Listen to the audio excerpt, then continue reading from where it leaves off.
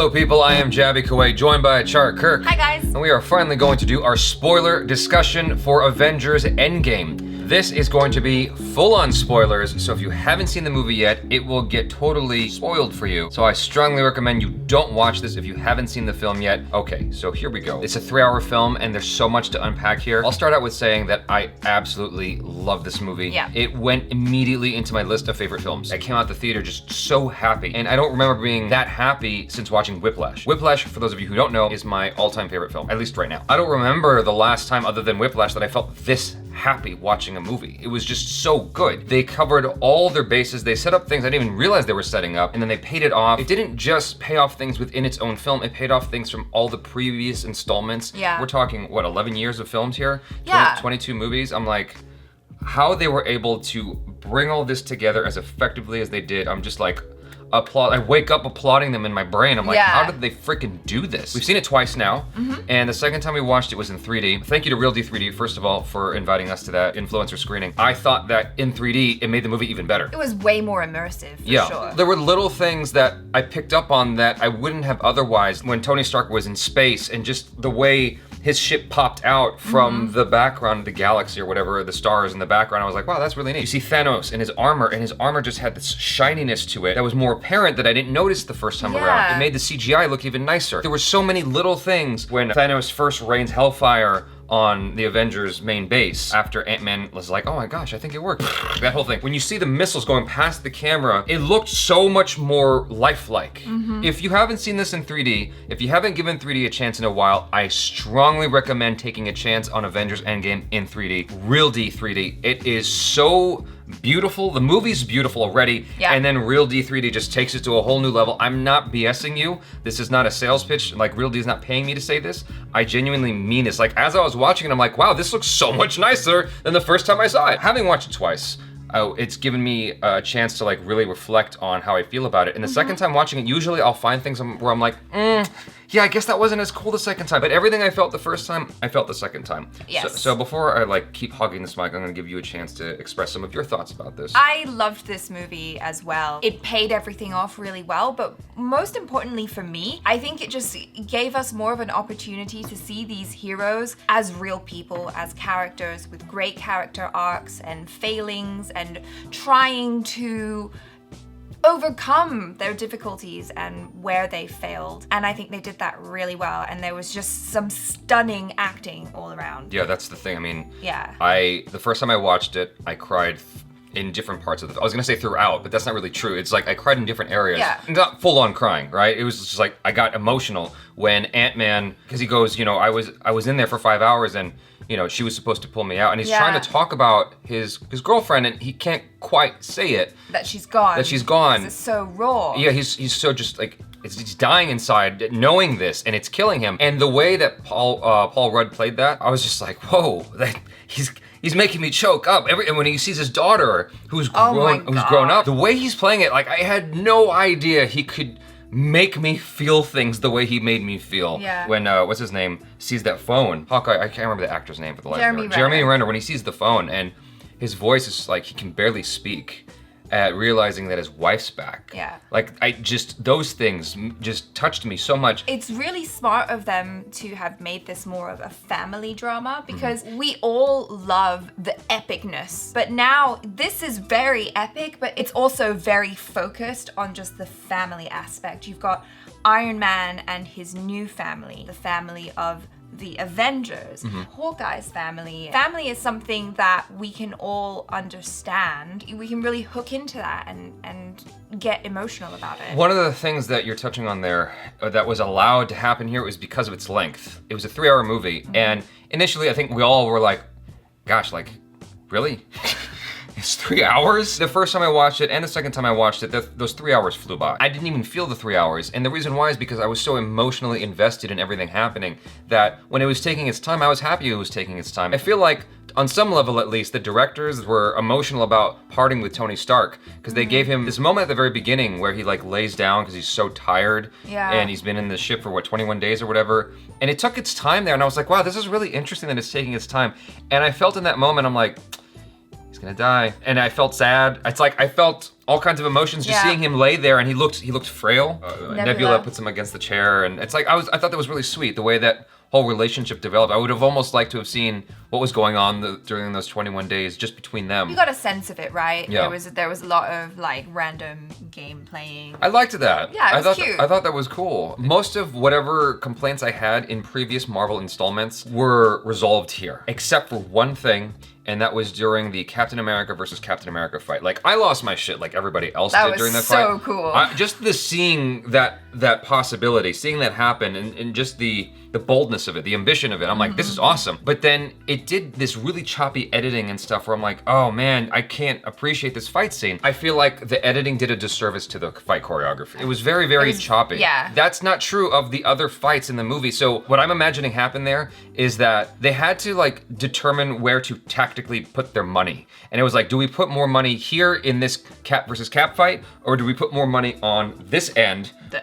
with that epic war sequence? Yeah. Right? And so I'm like, well, if I had to choose between the two, obviously I'm gonna choose this one over here. Yeah. Even though it's this, one of the, if not the biggest movie of the decade, they don't have an infinite amount of money to make this movie, right? And so I'm imagining they eventually reached budget constraints, and it was showing for me in that Cap versus Cap fight, because you have Chris Evans versus Chris Evans, and to make that look right is obviously very expensive. But that being said, emotionally, it still got me. Like, when he says, I can do this all day, and Chris Evans like, I know. Like, that was just such a wonderful moment. Now, speaking of like the epic war sequence, leading into that was just one of the most emotional and exhilarating scenes I've ever experienced, especially with an audience that's just like watching it for the first time. Like, it was so mesmerizing and so amazing. It was like a roller coaster when the music was like reaching its crescendo and you see the two armies facing each other. Yeah. I'm just like, this is the moment where the commercial usually ends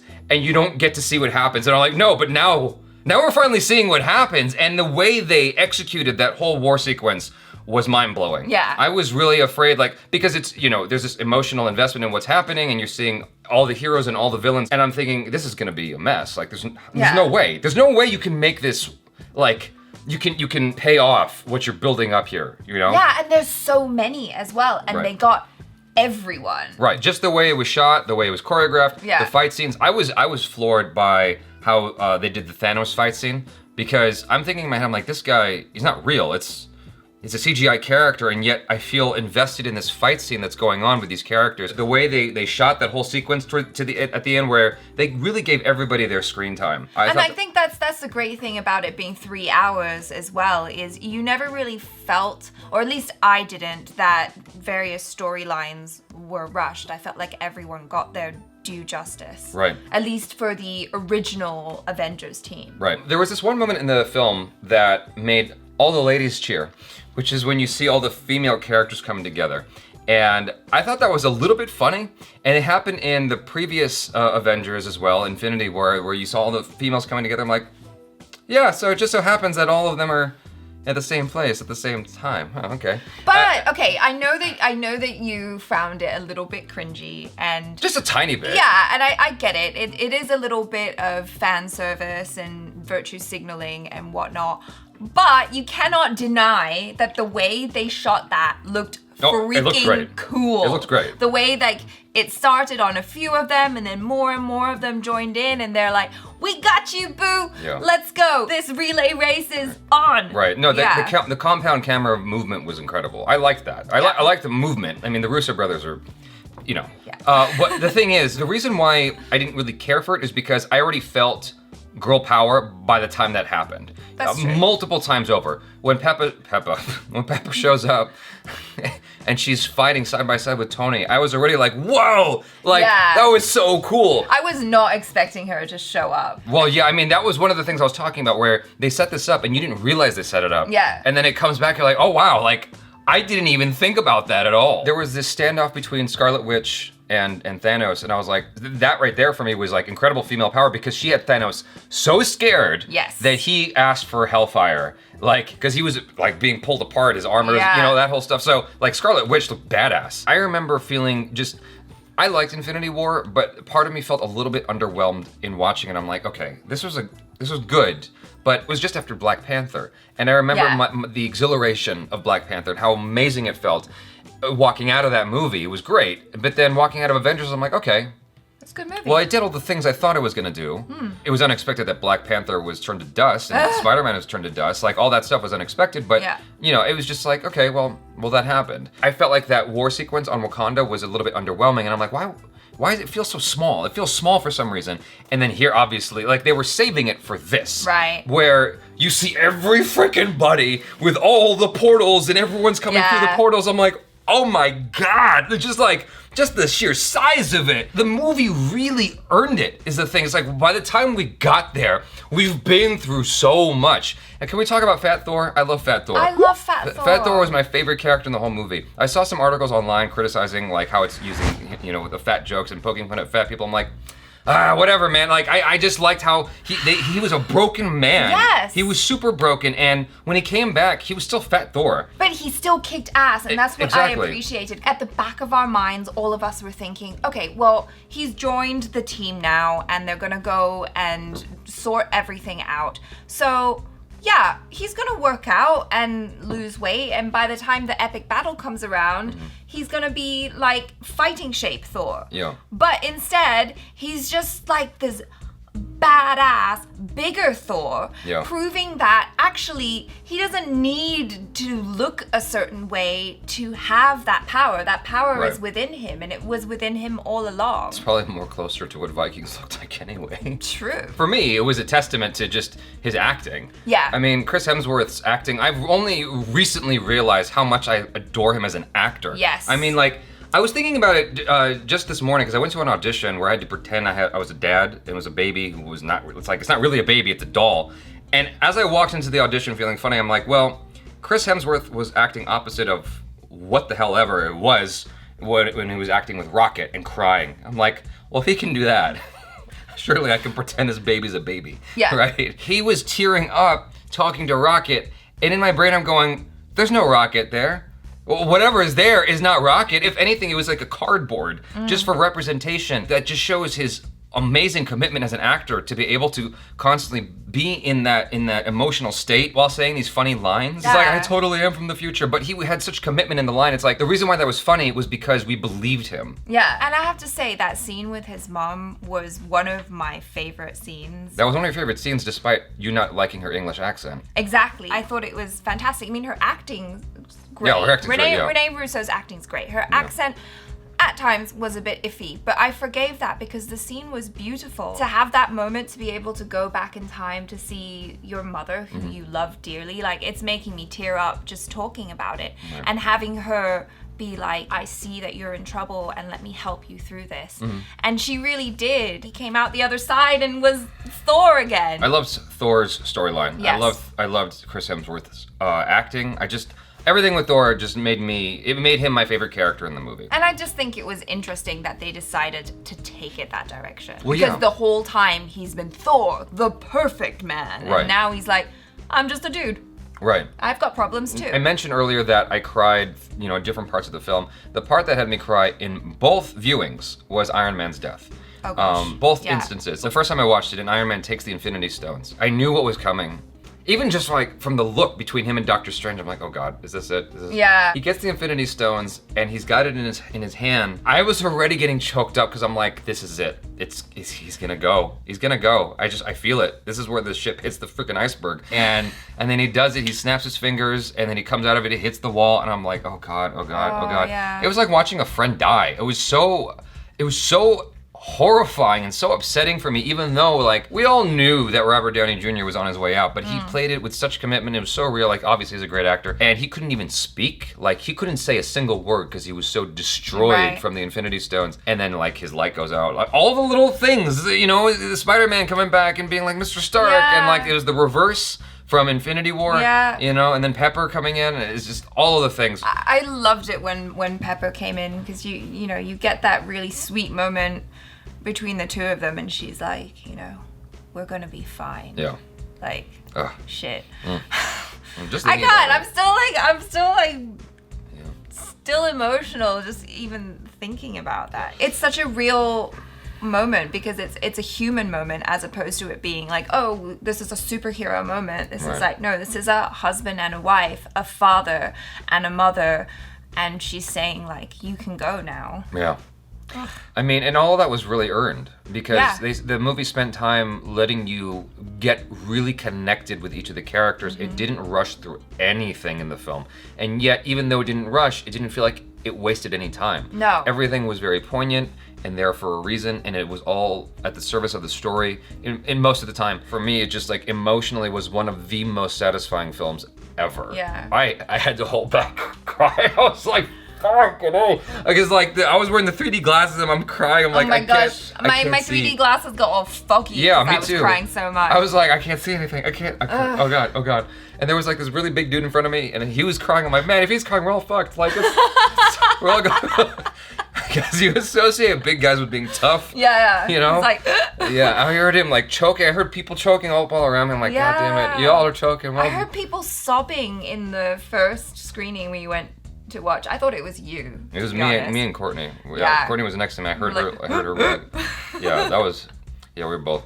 I was a wreck. I was like, wow. I was a wreck. The fact that a superhero film could make me feel that way. Yeah. What about Natasha Romanoff's death? Did you see that coming? Black Widow? No, I thought Jeremy Renner was gonna go. I guess because the dudes are usually the one to sacrifice themselves, and that's another moment where I was like, that to me represents incredible female power, that she's like, no, I'm going, dude. Right. And she was strong enough to get him back and sacrifice herself. She was making the choice. She's like, no, I'm gonna do this. In my mind, I was like, it made the most sense for her to go because the Avengers are her family, but in terms of like, did she have children or a husband or a wife to go back to? She didn't, whereas Hawkeye had a whole family. I could see why she would make that sacrifice, but it was just incredibly heartbreaking as well because I really like Black Widow. The moment afterwards when Jeremy Renner comes back and it's just silence and it's just long lingering silence, I'm like, God, this feels so real. The way it allowed you to grieve over and over again, like the film gives you moments to grieve, and I thought that was incredible that it did that for you, giving you moments to like deal with this. Like, you're dealing with the fact that this character's gone. By the way, I mean, the whole thing is about time travel, and I was a little bit, if there was any criticism I have of the film, that would be one thing, where I just got a little bit lost with the rules. They kept telling me what the rules were, then throwing it out, and then doing it again. I'm like, the movie's literally telling you, like, don't worry. Just go with it. Just go with it. Yeah, I'm like, it's fine. All right, fine. Especially with the whole future Nebula killing past Nebula. And I was like, no, but they already said it's not like Back to the Future. So I just have to accept that her killing herself doesn't kill her future self. Right. Because if it was Back to the Future, she would have. Well, she wouldn't have even been there. They sort of explained it in that there were alternate timelines. Yes, exactly. With any time travel film, you sort of have to be like, all right, I'm not gonna think about this too hard. Yeah, just don't. It sort of breaks you. We haven't talked about the laughter that we had in this film. Like, yes, it was so really, much. There was so many good laughs, so many guffaws I had. The way it hit me in all the areas emotionally, and the way the action was so well executed. Like, this is just one of the best movies ever made. The fact that they were able to pull off, like, even like 60% of this, the fact that they were able to come anywhere near the level that they did with this movie is mind-blowing. Yeah. I can't even imagine the undertaking. Like, I mean, it's such a tall order. Can you imagine just the level of pressure? If they only delivered 70% of how good this was, I think I would have come out of it going, oh, that was a good movie. Yeah. But they delivered above and beyond with this movie. I just feel like there's no way you can top this. That's me being kind of myopic, I suppose, but like, I just feel like you can't. Like, how do you, normally when I watch a film the second time, I'm like bored, but I wasn't bored the second time. I was still enjoying all those beats. I guess the last two things to talk about is Thanos and Captain Marvel. They did a really good job in Captain Marvel of setting up why she's not there. They set up, again, here in this film, why she's not there. They bring her in at the last second of the battle when she's like the ace in the hole. Right, yeah. She's not a Deus Ex Machina. She's an ace in the hole that she comes back at the most crucial, critical moment that they need her to come back. And she's just like flying through the ships and stuff like that. I thought that was great. As I predicted, I liked her more here than I did in her own solo film. Yeah. I thought she was so much better here. You know, as I like the little haircut she had. I like, you know, that whole stuff. I like that moment when Thanos tries to bop her in the head and she doesn't even flinch. Yeah. I thought that was cool. Never seen that before. When I watched Avengers Infinity War, It was right after Black Panther, and for me, Killmonger was such a good villain. I'm like, how do you top that? And I was hoping that Thanos would top it, and for some reason, I didn't feel the emotional weight of Thanos in Infinity War. I liked him more here as a villain for some reason. Obviously, I watched it twice, and so I was trying to figure out why I liked him more the second time around, and I feel like it's because he was more vulnerable at certain points. Yeah. I mean, that's one thing I'm picking up on, and it just felt like he had more, in general, more levels to him. There was more danger and urgency with him in this film than in the previous installment.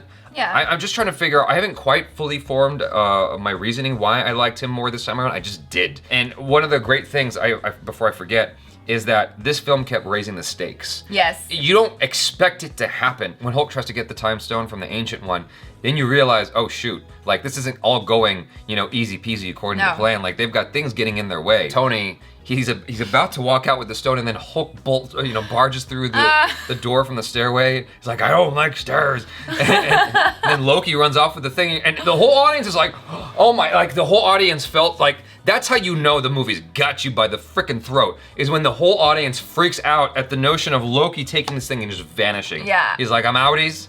I'm taking this thing with me. Yeah. And so Tony messed up, and they go back further in time, which allowed for another cool moment. Like you had a Michael Douglas cameo, amazing CGI, and then the moment between Tony Stark and his dad. Oh my gosh. Like that was really cool. That was another amazing moment as well. Once again, bringing back the family aspect, like being able to talk to your father. I really liked all the surprises in the movie, and it started right from the beginning. Yep. Like, starting out in that way with that really quiet, nice family scene with Hawkeye, and then all of us know it's about to go down, and he's gonna lose all his family, and it's gonna be devastating. Yeah. And then going straight into Captain Marvel coming and being like, I'm gonna get Thanos. And then he dies right away. And you're like, wait, but it's a 3-hour movie. Right. What's going on? You just killed him. And then they just kept on doing that. Right. Like turn after turn, surprise after surprise, and you're just like,